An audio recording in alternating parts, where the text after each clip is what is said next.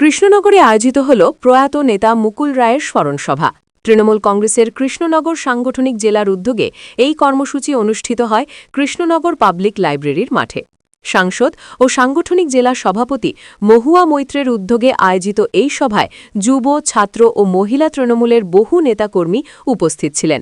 প্রয়াত নেতার প্রতিকৃতিতে মাল্যদান ও পুষ্পার্ঘ্য অর্পণের মাধ্যমে তার প্রতি শ্রদ্ধা জানান দলীয় নেতৃত্ব। বক্তারা তাদের বক্তব্যে মুকুল রায়ের রাজনৈতিক জীবনের নানা দিক তুলে ধরেন এবং নদিয়ার সঙ্গে তার গভীর আত্মিক সম্পর্কের কথা উল্লেখ করেন। তারা বলেন, তার অনুপ্রেরণায় বহু কর্মী ও নেতা রাজনীতির ময়দানে প্রতিষ্ঠা পেয়েছেন। নদিয়া জেলায় এই স্মরণসভা আয়োজিত হওয়ায় তা বিশেষ গুরুত্ব বহন করে বলে মত প্রকাশ করেন উপস্থিত সকলে। নদিয়ার কৃষ্ণনগর থেকে অর্ণব মজুমদারের রিপোর্ট, স্টিং নিউজ। উপস্থিত হওয়ার জন্য আমরা জানি মুকুলদা অনেকদিন ধরে অসুস্থ ছিলেন, কিন্তু তবুও at the back of my mind আমি ভাবতাম যেন উনি আছেন। এই যে আছেন, দেখতে পাচ্ছি না, হয়তো কথা বলতে পারছি না, কিন্তু উনি যে আছেন এই আস্থাটা ছিল। কারণ আমরা যারাই তৃণমূল কংগ্রেসের কর্মী, আমরা এককালে সবাই কংগ্রেস করতাম, একা একে সব তৃণমূলে এসেছি।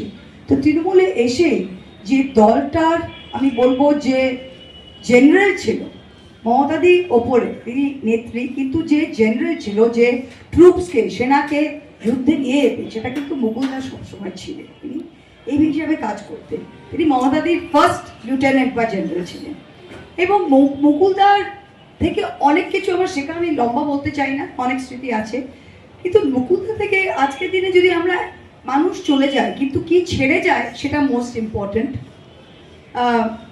জুলিয়াস সিজার একটা লাইন ছিল, that the evil that men do lives after them, the good is oft interred with their bones. মানুষের যে ভালো জিনিসটা থাকে সেটা কিন্তু তার সাথে কবরে চলে যায়, তার যে খারাপ জিনিসটা থাকে সেটাই লোকে মনে রাখে। তো আমি চাই যে এই স্মরণসভার মাধ্যমে আমরা মুকুলদার যেটা ভালো জিনিস এবং তার থেকে কি শিক্ষা, সেটাই আগামী দিন যাতে বেঁচে রাখতে চাই। এবং রাজনৈতিক শিক্ষা কি,